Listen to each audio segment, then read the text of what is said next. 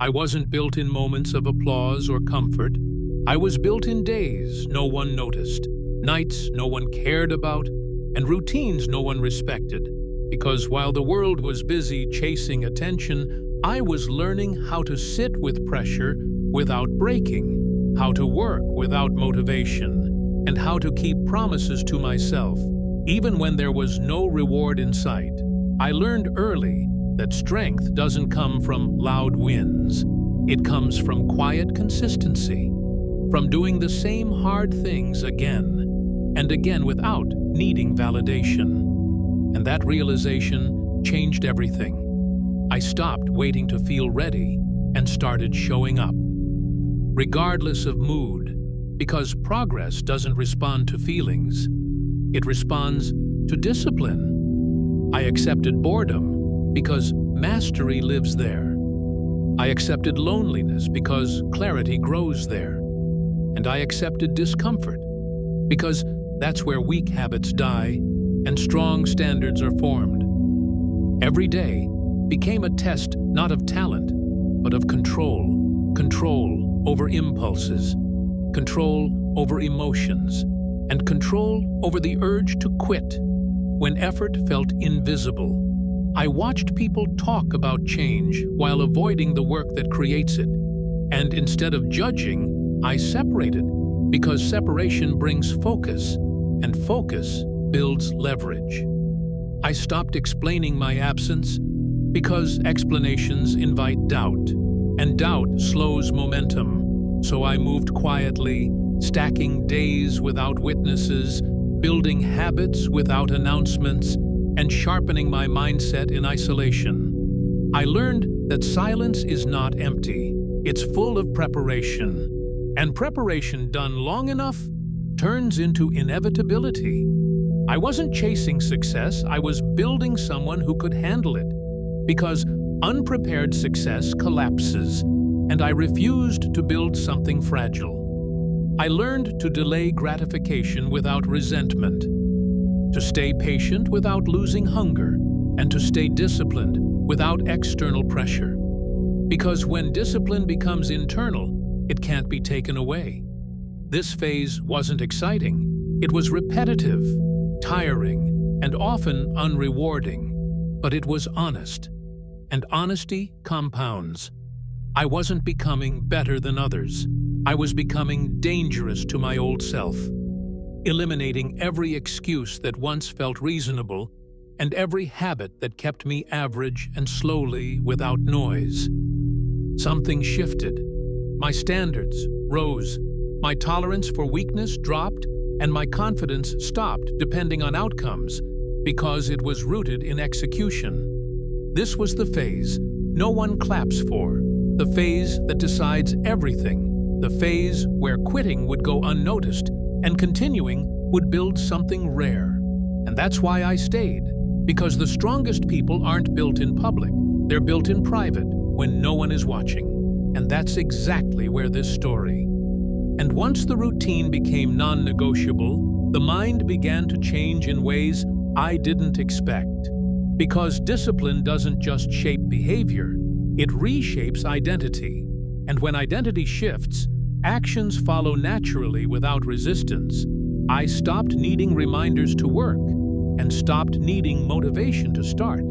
Because the system I built carried me forward, even on days when energy was low and doubt was high.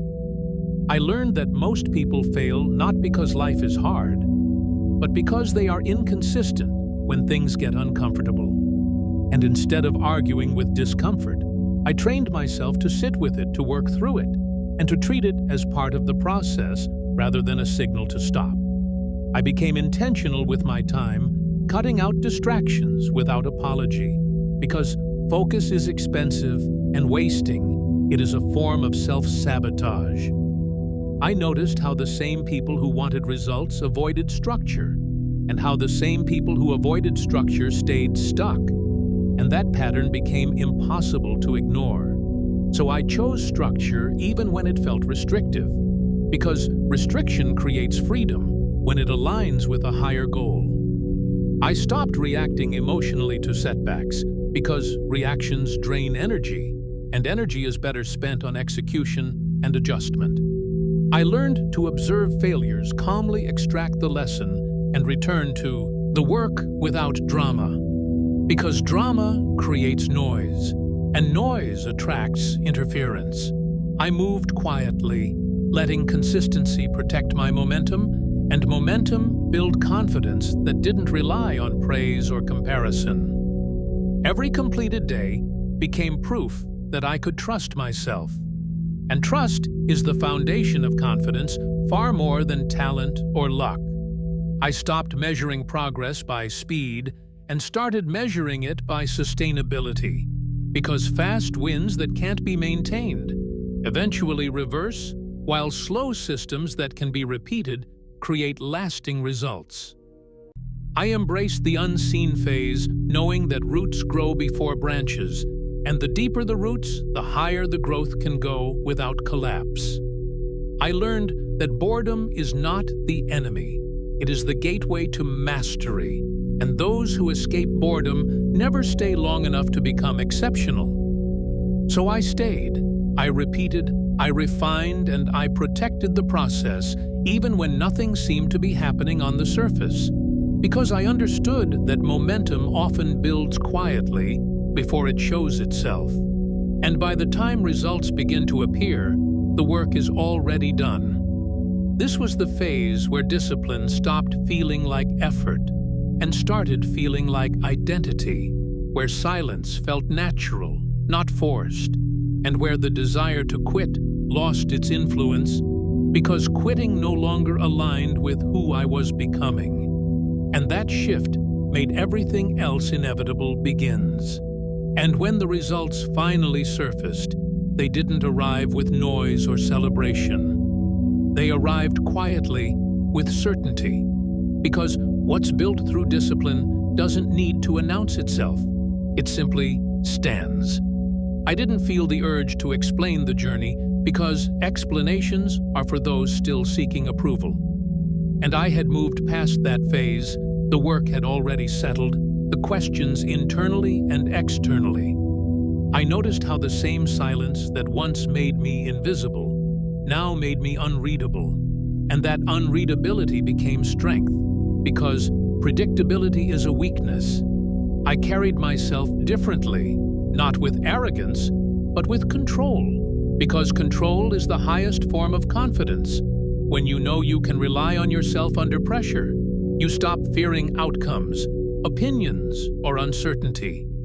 I became selective with access to my time, energy, and attention, because not everything deserves a response, and not everyone deserves proximity, and that selectivity allowed focus to remain intact. I realized that the true reward of working in silence isn't recognition, it's peace.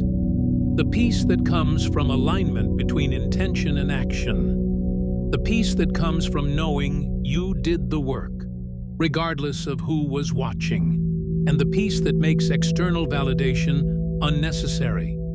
I watched as opportunities began to align, not because I chased them, but because preparation attracts placement. When you are ready, responsibility finds you without noise and without rush. I remained patient, because impatience is a sign of insecurity, and insecurity had no place in a system built on proof.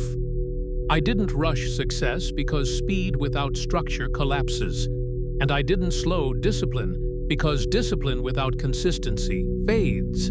I stayed balanced, deliberate, and focused, letting days stack until consistency turned into reputation, and reputation turned into results that spoke without introduction. This was never about proving others wrong. It was about honoring the version of myself that showed up when quitting would have gone unnoticed, because that version deserved follow-through, and that follow-through created everything that exists now. They may not have seen the work when it was happening, but they see the results now, and that is enough, because the strongest transformations don't happen in public, they happen in private, where discipline replaces desire, silence replaces ego, and consistency replaces excuses. And if you understand this, then you already know the path. Keep building, when no one is watching. Keep honoring your standards when no one is clapping, and trust that time will reveal what discipline has already decided. And if this message resonates with you, subscribe now to Silent Alpha and stay ready, because what's coming next will meet you exactly where you are and take you further than you expect. And even after everything changed, I never forgot where the strength came from, because forgetting the process is how people lose what they built. So I stayed grounded in the same habits that carried me through the unseen phase, understanding that discipline is not something you graduate from. It is something you maintain. I didn't allow comfort to replace structure or success to soften standards, because the moment standards drop, the decline quietly begins. And I refused to let that happen. I reminded myself daily that consistency is fragile when it's taken for granted. So I treated every day like it mattered, because it does. I learned that growth is not a destination, but a responsibility. The responsibility to keep showing up, even when you could afford not to keep working, even when results are already visible, and to keep improving, even when others assume you've arrived. Because arrival is an illusion. The moment you believe you've arrived, you stop moving, and the moment you stop moving, you start falling behind. I stayed quiet, not out of fear, but out of respect for the process that built everything. I didn't chase new identities or louder versions of myself, because the quiet version was already effective, and effectiveness doesn't need to change masks. I focused on longevity, building habits that could survive pressure, success, boredom, and adversity, because true strength is not tested in struggle alone. It's tested in stability, when there's no urgency forcing you to act, and only discipline keeps you aligned. I watched people rise fast and fall faster because they built on motivation instead of structure, and I watched others stay stuck because they waited for permission to begin, and both paths reinforced the same truth. The only reliable path is the one built slowly, deliberately, and without witnesses. I stayed committed to improvement, not comparison, because comparison distracts, and distraction erodes momentum. I measured progress by how consistently I honored my standards, not by how others perceived my position. And that internal scoreboard kept me focused. Regardless of external noise, I understood that silence doesn't end once success appears. It becomes more important, because attention attracts expectation, and expectation attracts pressure, and pressure can either break you or sharpen you, depending on whether discipline is still present. So I kept discipline at the center, letting it anchor decisions, guide behavior, and protect what had been built.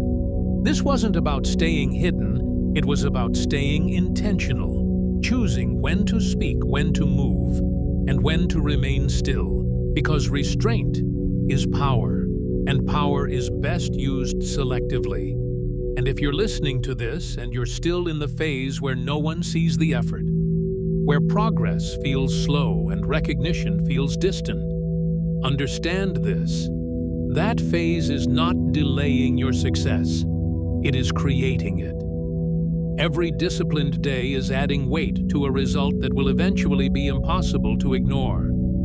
So keep building when no one is watching. Keep honoring your standards without witnesses, and trust that the work you do in silence will continue to shape outcomes long after the noise fades, because real strength doesn't need attention. It needs time, and time always rewards discipline.